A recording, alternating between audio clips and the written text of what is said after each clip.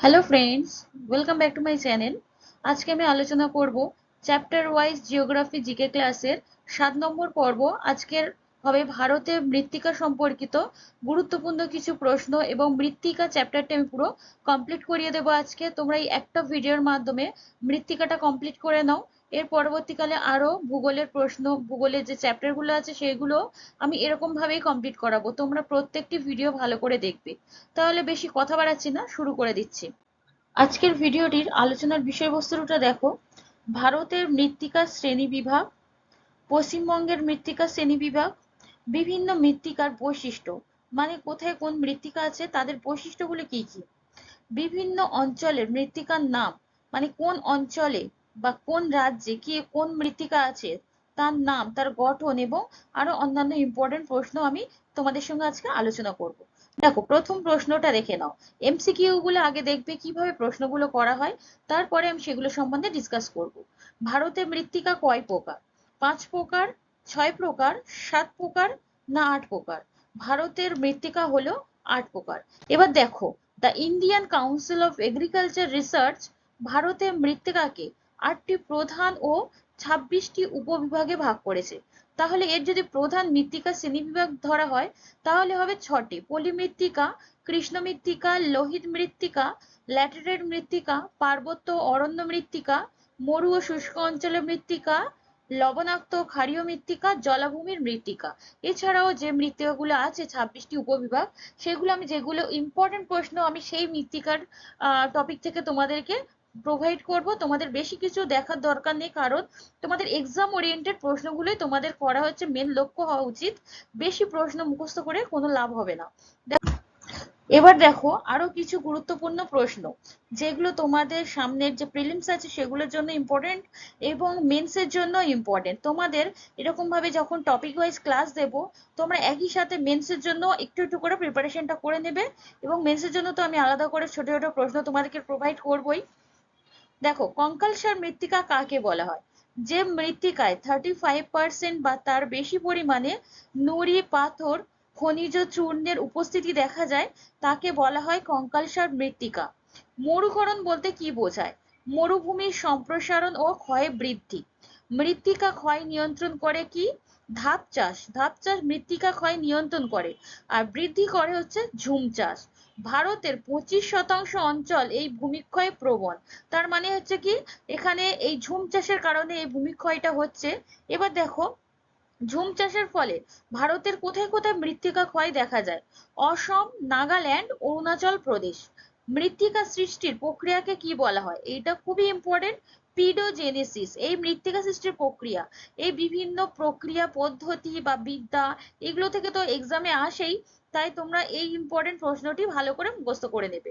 মৃত্তিকা সৃষ্টির আগের পর্যায়ের নাম কি? রেগোলিথ। মাটির পিএইচ মান দ্বারা মাটির প্রকৃতি নির্ধারণ করা হয়। তাহলে মাটির প্রকৃতি পিএইচ মান দ্বারা নির্ধারণ করে। কিভাবে করা হয়? পিএইচ এর মান যখন 7-এর বেশি হয়ে যায় তখন সেই মাটি কি হয়ে যায়? আম্লিক হয়ে যায়। আর যদি পিএইচ এর মান 7-এর কম হয় তখন ক্ষারীয় হয়ে যায়। তাহলে এভাবেই প্রকৃতি নির্ধারণ করা হয়। তাহলে 2 নম্বর প্রশ্ন এবার দেখো, পলি মৃত্তিকা। পলি মৃত্তিকা কোন অঞ্চলে দেখা যায়? মহারাষ্ট্র, কর্ণাটক ও তামিলনাড়ু, সিন্ধু গঙ্গা ব্রহ্মপুত্র অববাহিকা, বিহার, উত্তরপ্রদেশ ও হরিয়ানা। এবং আরেকটি আছে কর্ণাটক, তামিলনাড়ু, অন্ধ্রপ্রদেশ। তাহলে এটা কি উত্তর হয়ে যাবে? পলি মৃত্তিকা দেখা যায় সিন্ধু গঙ্গা ও ব্রহ্মপুত্র অববাহিকা। দেখো, কিছু ইম্পর্টেন্ট প্রশ্ন তোমরা যদি দেখে রাখো তাহলে তোমাদের পরীক্ষায় এগুলো কোনো সমস্যা হবে না। দেখো, আমি একসাথে তোমাদেরকে এটা প্রোভাইড করছি, তোমরা একটু মনে করে রাখবে, এবং যেগুলো খুবই ইম্পর্টেন্ট সেগুলো তোমরা ভালো করে দেখে রাখবে। যেমন পলি মৃত্তিকাটা, এই পলি মৃত্তিকাটা ভারতে বেশিরভাগ অংশে দেখা যায়, তাই তোমরা এইটা ভালো করে দেখবে। পলি মৃত্তিকাটা যেহেতু বেশি পরিমাণে আছে, তাহলে এটা দেখো, সিন্ধু গঙ্গা ও ব্রহ্মপুত্র অববাহিকা ও উপকূল অঞ্চলে এই পলিমৃত্তিকা দেখা যায়। রেগুর বা কৃষ্ণ মৃত্তিকা, এটা কোথায়? মহারাষ্ট্র, মধ্যপ্রদেশের পশ্চিম, গুজরাটের দক্ষিণে, অন্ধ্রপ্রদেশের উত্তর পশ্চিম, কর্ণাটক ও তামিলনাড়ুর উত্তর অংশে দেখা যায়। এবার তোমরা কিভাবে মনে রাখবে? তোমরা বারবার যখন প্র্যাকটিস করবে তখন অটোমেটিক্যালি এগুলো হয়ে যাবে।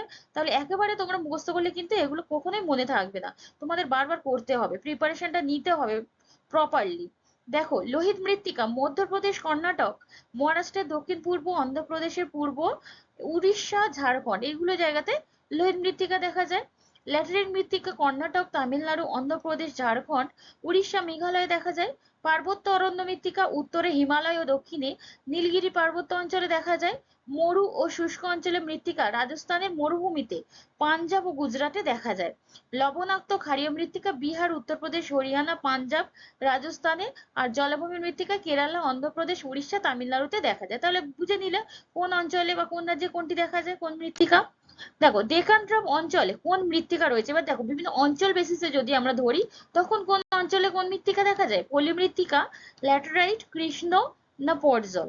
ডেকান ট্রাপ অঞ্চলে দেখা যায় কৃষ্ণ মৃত্তিকা। এবার দেখো পশ্চিমবঙ্গের সুন্দরবনে, দক্ষিণ চব্বিশ পরগনা, দক্ষিণাংশীয় গুজরাটে ভারতের সর্বাধিক লবণাক্ত মৃত্তিকা দেখা যায়। তাহলে বোঝা গেল লবণাক্ত মৃত্তিকা যদি বলা হয় তাহলে পশ্চিমবঙ্গের এই জায়গাগুলোতে দেখা যায়। মরু অঞ্চলে কি দেখা যায়, শিরোজেম মৃত্তিকাটি দেখা যায়। হিমালয় পার্বত্য অঞ্চলে সরলবর্গীয় পার্বত্য অঞ্চলে পর্জল মৃত্তিকা দেখা যায়। বিভিন্ন এক্সামে এরকম ভাবে ঘুরিয়ে ফিরিয়ে আসবে, তোমরা হয়তো জানো সেই প্রশ্নের, কিন্তু এমন ভাবে ঘুরিয়ে দিল তখন তোমাদের সমস্যা হয়ে যাবে, তাই প্রত্যেকটি টার্ম তোমাদের মনে রাখতে হবে। ড্রেগনটেপ অঞ্চলে কোথায় আছে, মহারাষ্ট্র, গুজরাট, এইসব জায়গাতে দেখা যায় কৃষ্ণ মৃত্তিকা। ও দেখো ছোটনাগপুর মালভূমিতে যে লোহিত মৃত্তিকা দেখা যায় ছোটনাগপুর মালভূমি অঞ্চলে। পুরুলিয়া, বীরভূম, যেমন এগুলো কি মালভূমি ও রাঢ় অঞ্চলের মধ্যে পড়ছে, এগুলোতে দেখা যায় ল্যাটেরাইট মৃত্তিকা। মালদহ ও নদিয়াতে দেখা যায় পলি মৃত্তিকা। কাশ্মীর উপত্যকায় দেখা যায় কারেওয়া মৃত্তিকা। আর এই কারেওয়া মাটি চাষ ভালো হয় কোথায়, মাটিতে কি ভালো চাষ হয়, জাফরান ভালো চাষ হয়। তাহলে এটাও মনে রাখলে, এটাও তো খুবই ইম্পর্টেন্ট, এটা তো বিভিন্ন এক্সামেতে এসে গিয়েছে, তাহলে তোমাদের এটাকে ভালো করে মুখস্থ করে রাখতে হবে। ল্যাটেরাইট মাটির প্রধান ফসল কি, ল্যাটেরাইট মাটির দেখো কাজু বাদাম, ধান, জোয়ার ও বাজরা না নারকেল। ল্যাটেরাইট মাটির প্রধান ফসল হচ্ছে কাজু বাদাম। দেখো আর কি কি আছে, আর কি কি বলতে গেলে তুলা, চা, নারকেল, ডাল, এগুলো আছে, এগুলো চাষ হয় ল্যাটেরাইট মৃত্তিকায়, কিন্তু যদি প্রধান বলা হয় তখন হয়ে যাবে কাজু বাদাম। তাহলে তোমাদের প্রত্যেকটা মনে রাখতে হবে, যদি প্রধান ছাড়াও যদি কোনো ফসলের কথা জিজ্ঞেস করা হয় যে কোনটি নয়, তাহলে তোমাদের এটা না জানা থাকলে তোমরা পারবে না। দেখো কৃষ্ণ মৃত্তিকায় চাষ হয়, প্রধান যদি বলা হয় তখন কার্পাস, আর বাকি হয় কি তামা, গম, জোয়ার, তৈলবীজ, মিলেট, এই এই ফসলগুলো চাষ হয়। পলি মৃত্তিকায় চাষ হয় ইক্ষুটা হচ্ছে প্রধান ফসল, আর বাকি এছাড়াও হয় গম, ধান, পাট, আলু চাষ হয়। আমের চাষ ভালো হয় কোথায়, তরল অঞ্চলে মৃত্তিকাতে। পশ্চিমবঙ্গের উত্তরের পার্বত্য অঞ্চলে মৃত্তিকায় কি ভালো চাষ হয়, চা হচ্ছে প্রধান ফসল এখানকার, আর বাকি কি হয় কফি, বিভিন্ন ঔষধি দ্রব্য, বিভিন্ন প্রকার ফল, যেহেতু এটা পার্বত্য অঞ্চলে তো এগুলো চাষ হবে, এই ফল জাতীয় জিনিস, কফি, চা, এগুলো তো চাষ হবেই। এটা তোমাদের একটা জেনারেল নলেজেরই প্রশ্ন। পিট ও জলাভূমি অঞ্চলে চাষ হয় কি ধান ও পাট। মরুমৃত্তিকা অঞ্চলে চাষ হয় মিলেট জাতীয় শস্য, মিলেট, বার্লি, এরকম জাতীয় যে জোয়ার, বাজরা, এগুলো চাষ হয়। ল্যাটেরাইট মৃত্তিকায় এটা তো বলে দিয়েছি। লোহিত মৃত্তিকায় কি চাষ হয়, চীনাবাদাম, আলু, ভুট্টা, ধান, রাগি, গম, বাজরার ডাল, এগুলো হচ্ছে লোহিত মৃত্তিকাতে চাষ হয়। লবণাক্ত মৃত্তিকায় চাষ হয় কি নারকেল ও সুপারি। এর মানে হচ্ছে কি যেখানে লবণের পরিমাণ বেশি সেখানে নারকেল ও সুপারিটা বেশি চাষ হয়। যেমন তোমরা দীঘা এইসব সাইডে যদি যাও তোমরা দেখবে তোমরা এই লবণাক্ত মৃত্তিকার কারণে এখানে নারকেল সুপারিগুলো তোমরা ভালো পাবে। তাহলে চলে যাচ্ছি পরের প্রশ্নে। ব্যাডল্যান্ড কোন মৃত্তিকায় দেখা যায়, তাহলে এবার দেখো কোন মৃত্তিকায় কি দেখা যায়, এইগুলো ভেরি ভেরি ইম্পর্টেন্ট। কৃষ্ণ মৃত্তিকা, ল্যাটেরাইট মৃত্তিকা, পর্জল মৃত্তিকা না পলি মৃত্তিকা। ব্যাডল্যান্ড দেখা যায় কোথায়, ল্যাটেরাইট মৃত্তিকাতে। আর কি দেখা যায় কোন মৃত্তিকাতে, হার্ডফ্যান পর্জল মৃত্তিকাতে দেখা যায়। গালিক্ষয় দেখা যায় কোথায়, গালিক্ষয় ল্যাটেরাইট মৃত্তিকাতে দেখা যায়। সব থেকে বেশি জীবাশ্ম কোথায় দেখা যায়, পাললিক মৃত্তিকাতে। দেখো কত ইম্পর্টেন্ট প্রশ্ন তোমরা পাচ্ছ, তোমরা এই প্রশ্নগুলো প্রায় মিস করেই যাও তোমরা, তাই এই একসাথে তোমরা পেয়ে যাচ্ছ, তোমরা ভালো করে এটার ইউজ করো, কোনোদিন মিস ইউজ করো না, কারণ এতগুলো ভালো প্রশ্ন তোমরা মিস ইউজ করো না। মৌচাকের মতো গঠন কোন মৃত্তিকায় দেখা যায়, ল্যাটেরাইট মৃত্তিকাতে দেখা যায়। ব্যাডল্যান্ড বা বধভূমি যেটাকে বলা হয় সেটা দেখা যায় ল্যাটেরাইট মৃত্তিকা। এবার এটা থেকে আরেকটা প্রশ্ন আসতে পারে কি, চম্বল নদীর উপত্যকায় এটা দেখা যায়, তার মানে যদি প্রশ্ন করা হয় কোন নদীর উপত্যকায় দেখা যায় তখন চম্বল, আর রাজ্য বললে মধ্যপ্রদেশে দেখা যায়। তাহলে এটা কতটা ইম্পর্টেন্ট তোমরা বুঝতে পারছো, তাই তোমরা এইটা ভালো করে করে রাখবে। পরের প্রশ্ন, প্রাচীন পলিমাটিকে কি বলা হয়। এই প্রশ্নটা বহুবার এসে গিয়েছে এক্সামে, তাই তোমরা এটা একদমই ভুল করবে না। ভাঙর, খাদার, বেট না ভাবর। এটা দেখো প্রাচীন প্রাচীন বলেছে মানে ভাঙর, আর যদি হতো নবীন তখন হতো খাদার। তোমরা এই দুটোর মধ্যে কনফিউশনটা ক্লিয়ার করে নেবে। দেখো, প্রাচীন যদি বলা হয় ভাঙর মানে যে কোনো কিছু ভেঙে তবে একটা নতুন জিনিস হয়, তাহলে এটা ভেঙেছে প্রথমে, তাহলে ভাঙাটা হচ্ছে প্রাচীন। আর নবীন কি? নবীন হচ্ছে তার অপোজিট যেটা পড়ে রয়েছে সেটা খাদার। এই দুটোই পরীক্ষাতে বেশিরভাগ আসে। আর বাকিগুলো দেখো, ভাঙর অঞ্চলে দানাযুক্ত মাটিকে কি বলা হয়? কঙ্কর বলা হয়। পাঞ্জাব সমভূমি অঞ্চলে নদী তীরবর্তী নবীন পলিগঠিত ভূমিকে বলা হয় বেট। হিমালয়ের পাদদেশে নুড়ি ও কাঁকর মিশ্রিত পলিমাটিকে বলা হয় ভাবর। উত্তরপ্রদেশের পশ্চিমাংশে প্রাপ্ত অত্যন্ত সূক্ষ্ম কণার বালি মিশ্রিত পলিমৃত্তিকার নাম কি? ভুর বলা হয়। উত্তর পশ্চিম ভারতে প্রাপ্ত চুন মিশ্রিত প্রাচীর পলিমাটি হচ্ছে ঘুটিং। পূর্ব পাঞ্জাব উত্তর রাজস্থানের খাড়ধর্মী লবণাক্ত পলিমাটি কি? রে বা ঊষর বা কালা। দেখো, এত ইম্পর্টেন্ট প্রশ্ন, তোমরা মিস করবেই না। গুজরাটের প্রাচীন পলিকে কি বলা হয়? গোরাট। তরাই অঞ্চলে মৃত্তিকার অপর নাম ভাবর। দেখো, এই ভাবর, খাদার, ভাঙর, তরাই, এই চারটে ভেরি ভেরি ইম্পর্টেন্ট। বাকিগুলো তো তোমরা করবে, কিন্তু এগুলো বেশ ভালো করে করবে। উচ্চ বৃষ্টিপাতের কারণে জলাকীর্ণ স্যাঁতসেঁতে পলিমৃত্তিকা হচ্ছে তরাই। এর পরবর্তীকালে যখন ফুড এসআই মিসলেনিয়াসের আমি প্র্যাকটিস সেট দেবো, তখন এই প্রশ্নগুলো ঘুরে ফিরে আসবে। তখন তোমরা কিন্তু ভালোভাবে অ্যান্সার গুলো করার চেষ্টা করবে। তাই এখন থেকে আগে টপিক ওয়াইজ, চ্যাপ্টার ওয়াইজ তোমরা ক্লাসগুলো ভালো করে নাও। তারপরে আমি তো ওটা শুরু করবো, একটু কিছুদিন যাক, আমি এইগুলো একটু কমপ্লিট করে নিয়ে ওগুলো শুরু করে দেবো। একটু চ্যাপ্টার ওয়াইজ আগে করে নাও। দেখো, পরের প্রশ্ন, কৃষ্ণ মৃত্তিকাতে কোন যৌগ থাকে? কৃষ্ণ মৃত্তিকাতে লোহা, টাইটানিয়াম অক্সাইড, জৈব যৌগ, লোহা, অ্যালুমিনিয়াম না ক্ষারকীয় অক্সাইড? কৃষ্ণ মৃত্তিকাতে বেশি থাকে কি? কোন যৌগ? টাইটানিয়াম অক্সাইড ও জৈব যৌগ থাকে। এবার দেখো, কোন মৃত্তিকায় কোন যৌগটা প্রধান হিসাবে থাকে? টাইটানিয়াম অক্সাইড থাকে কৃষ্ণ মৃত্তিকায়। ল্যাটেরাইট মৃত্তিকায় থাকে কি? লোহা ও অ্যালুমিনিয়াম অক্সাইড বা আয়রন অক্সাইডও বলা হয়। কোথাও কোথাও তোমরা আয়রন অক্সাইড অপশনটাও পেয়ে যাবে, তখন আয়রন মানে লোহা, তাহলে ওটা তোমরা করে দিলে। পার্বত্য মৃত্তিকায় প্রধানত যে যৌগ থাকে পটাশ, ফসফরাস, চুন। লোহিত মৃত্তিকায় থাকে কি? লোহার পরিমাণ বেশি। এটাতে বুঝে নিলে লোহার পরিমাণ বেশি বলে এখানে লোহিত মৃত্তিকা বইয়ের নাম হয়েছে। মরু মৃত্তিকা এটা কি থাকে? নাইট্রোজেন। এটা প্রধান হিসেবে যদি বলা হয় নাইট্রোজেন, এছাড়া জৈব পদার্থ থাকে, আরো অনেক যৌগ থাকে, কিন্তু যেগুলো প্রধান হিসেবে থাকে সেগুলো তোমরা ভালো করে করবে। পলি মৃত্তিকায় থাকে ফসফরাস ও পটাশিয়াম। লবণাক্ত ও ক্ষারীয় মৃত্তিকায় থাকে সোডিয়াম, পটাশিয়াম, ম্যাগনেসিয়াম। পিট ও জলাভূমি অঞ্চলে মাটিতে কি প্রধান যৌগ থাকে? এটাতে জৈব পদার্থ বেশি থাকে। তাহলে বুঝে নিলে এতগুলো মানে যৌগতে কোন মৃত্তিকায় কি কি যৌগ থাকে। ব্যাসল্ট শিলাযুক্ত মাটির রং কেমন হয়? লাল, কালো, ধূসর না তামাটে? এবার বিভিন্ন মাটির রং সেগুলো তোমরা দেখো। কালো, ব্যাসল্ট শিলার মাটির রং হলো কালো। মরু মৃত্তিকার মাটির রং কি? মরু মৃত্তিকার রং হচ্ছে বাদামি হলুদ বা হালকা হলুদ, এইটা হচ্ছে মরু মৃত্তিকার রং। আর লোহিত মৃত্তিকার রং কি? লাল। কৃষ্ণ মৃত্তিকা এটা তো জানো। কালো মৃত্তিকা কালো, বা এটাকে আরেকটা কি নাম বলা হয়? রেগুর মৃত্তিকা। পর্জল মাটির রং ধূসর। নেক্সট, 9 নম্বর প্রশ্ন, গুজরাটের উত্তরাংশের কাদাময় ভূমিকে কি বলা হয়? কাদাময় ভূমি, রে, ভাবর, রন না বেট? গুজরাটের উত্তরাংশে কাদাময় ভূমিকে বলে ভাবর। রাজস্থানের শুষ্ক অঞ্চলের লবণাক্ত মাটিকে কি বলা হয়? তাহলে এটা তোমরা আগেই দেখেছো, কিন্তু এটা কি? এটা একটা লবণাক্ত মাটিতে হয়। এটা কোথায় আছে? রাজস্থানে। আর গুজরাটের উত্তরাংশের কাদাময় ভূমিকে কি বলা হয়? রন। তাহলে বুঝে নিলে এই দুটো ডিফারেন্সটা। ভারতের মৃত্তিকা গবেষণাগার কোথায় অবস্থিত? এটা তো খুবই ইম্পর্টেন্ট। এই বিভিন্ন গবেষণাগারের মধ্যে, যেমন স্ট্যাটিস্টিকের মধ্যে এটা দিয়ে দিতে পারে। তাহলে এটা তোমরা এই গবেষণাগার গুলো ভালো করে, গবেষণা কেন্দ্র এগুলো ভালো করে করে রাখবে। যোধপুর, দেরাদুন, নাগপুর না কোনোটি নয়? ভারতে মৃত্তিকা গবেষণাগার রয়েছে দেরাদুন। এই দেরাদুনটা কোথায় আছে? দেরাদুনটা আছে কোথায়? দেরাদুন রয়েছে উত্তরাখণ্ডের এই দেরাদুন। এবার দেখো, এটা ভারতে মাটি গবেষণাগার। ভারতে মরু গবেষণা কেন্দ্র কোথায় অবস্থিত? মানে মরু মৃত্তিকা গবেষণা কেন্দ্র রয়েছে যোধপুরে। ভারতে কৃষি গবেষণা বিভাগের সদর দপ্তর কোথায় রয়েছে? মহারাষ্ট্রের নাগপুরে। তাহলে কৃষি গবেষণাগার মহারাষ্ট্রের নাগপুরে। আর এই যে কৃষি গবেষণাগার, এটার নাম কি? National bureau of soil survey and land use planning. তাহলে এটা যদি ফুল ফর্ম এসে যায়, তাহলে তোমরা এটা থেকে সহজেই অ্যান্সার করতে পারবে।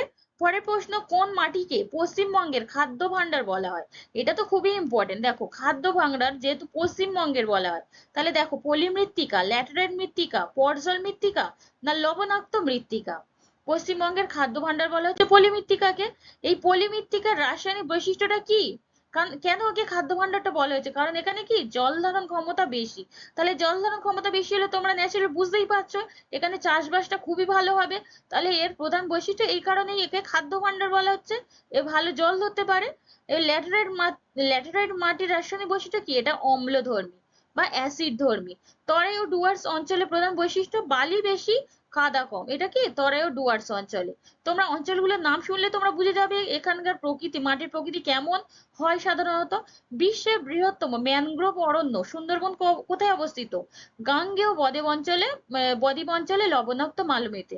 তাহলে আরেকটা জিনিস তোমরা দেখে নিলে, বিশ্বের বৃহত্তম ম্যানগ্রোভ অরণ্য কি? সুন্দরবন। এটা কোথায় আছে? গাঙ্গেয় বদ্বীপ অঞ্চলে। তাহলে একটা প্রশ্ন থেকে তোমরা দুটো তিনটে প্রশ্ন রিলেট করতে পারছো। তাহলে দেখো পরের প্রশ্নে চলে যাচ্ছি। ভারতের সবচেয়ে বেশি অঞ্চল জুড়ে কোন মৃত্তিকা রয়েছে? পলি মৃত্তিকা, ল্যাটেরাইট মৃত্তিকা, কৃষ্ণ মৃত্তিকা না পর্জল মৃত্তিকা? এটা আরেকটি ইম্পর্টেন্ট প্রশ্ন। পলি মৃত্তিকা। পলি মৃত্তিকাটা কত শতাংশ আছে? ভারতের মাটি শতকরা পরিমাণ যদি ধরা হয়, পলি মৃত্তিকা আছে 43%, লাল মাটি আছে কত? 18%, ল্যাটেরাইট মৃত্তিকা 23%, আর এটা কত? কালো মাটিটা রয়েছে 15%। তাহলে কালো মাটি রয়েছে কত? 15%। নেক্সট প্রশ্ন দেখো, পশ্চিমবঙ্গের মৃত্তিকাকে প্রধান কয়টি ভাগে ভাগ করা হয়? 3 ভাগে, 4 ভাগে, 5 ভাগে না 6 ভাগে? পশ্চিমবঙ্গে যদি মৃত্তিকা শ্রেণী বিভাগ করা হয় তখন হয়ে যাবে 5 ভাগে। কোথাও তোমরা আবার 4 ভাগেও দেখতে পাবে, কিন্তু এখানে এটা কনফিউশন আছে। এটা 5 ভাগে অ্যান্সারটা তোমরা করবে, কারণ এই প্রশ্নটা ন্যাচারালি আসে না, এর থেকে অনেক রিলেট প্রশ্ন আসে। তবু তোমরা এটা দেখে নেবে কোনটা 4টে কি 5টা। পশ্চিমবঙ্গের মৃত্তিকা শ্রেণী বিভাগ যদি হয়, পার্বত্য অঞ্চলে মাটি প্রথমটা আছে, তারপরে কি আছে? তরাই অঞ্চলে মাটি। এবার দেখো তোমরা বৈশিষ্ট্য সহকারে দেখো। পার্বত্য অঞ্চলে মাটির নিজ শিলা থেকে সৃষ্টি হয়। তাহলে এর একটা বৈশিষ্ট্য পেয়ে যাচ্ছ। এটি কি কি নামে পরিচিত? তাহলে পার্বত্য অঞ্চলে মাটি আরেকটা নাম আছে কি? পর্জল মৃত্তিকা। এর ভূমির ঢাল খুব বেশি এবং মৃত্তিকা ক্ষয়ের সমস্যাও বেশি। দার্জিলিং, কালিম্পং, আলিপুরদুয়ার এইসব জেলাগুলোতে এই পার্বত্য অঞ্চলে মাটি দেখা যায়। তরাই অঞ্চলে মাটি মানে 2 নম্বর যে মৃত্তিকা, এই মাটিতে, এটা হচ্ছে তরাই অঞ্চলের মাটি, এটি নুড়ি, কাঁকর, বালির পরিমাণ বেশি থাকে এই মাটিতে। এর রং কি? ধূসর কালো। আর পশ্চিমবঙ্গের উত্তরে হিমালয়ের পাদদেশ অঞ্চলে এই তরাই অঞ্চলে মাটি দেখা যায়। নেক্সট আর কি আছে? 3 নম্বর যদি বলা হয়, 3 নম্বরে কি? মালভূমি অঞ্চলে মাটি। এর পশ্চিম ঘাটে ল্যাটেরাইট ও পূর্ব ভাগে লাল মাটি আছে। তাহলে পশ্চিম ঘাটে এই 2 রকম মাটি। তাহলে মালভূমি অঞ্চলে পশ্চিম ঘাটে যদি দেখা হয় ল্যাটেরাইট, আর পূর্ব ভাগে হচ্ছে লাল মাটি। তোমরা ডিফারেন্সটা বুঝতে পারছো? মালভূমি অঞ্চলে এই 2 রকম মাটি আছে। এতে কি হয়? লোহার ভাগটা বেশি হয়, জল ধারণ ক্ষমতা বেশি হয়। তাই এখানে কি চাষ ভালো হয়? ধান, গম, ধান, গম, ভুট্টা, আলু এইসব চাষগুলো ভালো হয়। আর কোথায় আছে এটা? পুরুলিয়া, বাঁকুড়া, বীরভূম, বর্ধমান, পশ্চিম বর্ধমান, মালদহ, দক্ষিণ দিনাজপুর এই জেলাগুলোতে দেখা যায়। এর সমভূমি অঞ্চলের মাটি, সমভূমি অঞ্চলটা কি? 4 নম্বর মৃত্তিকা শ্রেণী বিভাগ।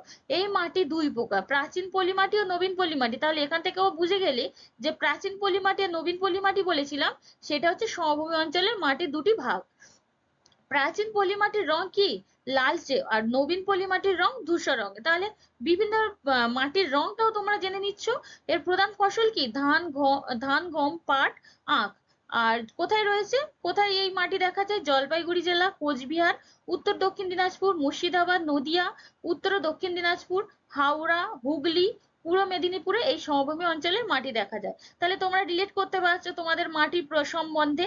তাহলে পরের প্রশ্ন চলে যাচ্ছি, বা তার আগে দেখো 5 নম্বরটা এখনো বলা হয়নি। উপকূলের লবণাক্ত মৃত্তিকা। উপকূলের লবণাক্ত মৃত্তিকা, এতে কি থাকে? লবণের পরিমাণ খুব বেশি থাকে, যেগুলো উপকূল অঞ্চল। যেমন মাটির রং তাই কালচে হয়। সুন্দরবন অঞ্চল, এটা কি? উপকূলের মাটি। এবং কাথি উপকূল, এইগুলো সবই লবণাক্ত মাটি মাটি দেখা যায়, যেহেতু এটা উপকূলের লবণাক্ত মৃত্তিকা, এতে লবণের পরিমাণ বেশি থাকে। পরের প্রশ্ন, ল্যাটিন শব্দ ল্যাটারের অর্থ কি? ল্যাটার কথাটির অর্থ কি? লাল, ইট, শক্ত না অনুর্বর? ল্যাটার শব্দটির অর্থ হচ্ছে ইট। এর সোলাম শব্দের অর্থ কি? আরেকটা শব্দের অর্থ দেখো, সোলাম শব্দের অর্থ মেঝে বা ভূমি। তাহলে মৃত্তিকা সম্পর্কিত বিভিন্ন শব্দের অর্থ থেকেও প্রশ্ন আসতে পারে, তাই দেখে নাও। এবার পরের প্রশ্ন, নিম্নের কোন মৃত্তিকাকে ব্ল্যাক কটন সয়েল বলা হয়? ব্ল্যাক কটন সয়েল, পলি মৃত্তিকা, রেগুর মৃত্তিকা, লোহিত মৃত্তিকা না মরু মৃত্তিকা? ব্ল্যাক কটন সয়েল বলা হয় রেগুর মৃত্তিকাকে। এর আরেকটা নাম হচ্ছে কার্পাস মৃত্তিকাও এবার দেখো এর রিলেট কি আমরা পাচ্ছি, মহারাষ্ট্রের কৃষ্ণ মৃত্তিকার অপর নাম কি? তাহলে এটা তোমরা তো দেখলে, এটাকে কি বলা হয় বললাম, কার্পাস মৃত্তিকাও বলা হয়, রেগুর মৃত্তিকা বলা হয়, আর কি ব্ল্যাক কটন সয়েল। তার মানে বিভিন্ন মাটির আরো অনেক নামে অনেকে ডাকে, তাই তোমরা প্রত্যেকটা নাম তোমরা মনে রাখবে। হানিকম সয়েল, হানিকম সয়েল বলা হয় কাকে? ল্যাটেরাইট মৃত্তিকাকে।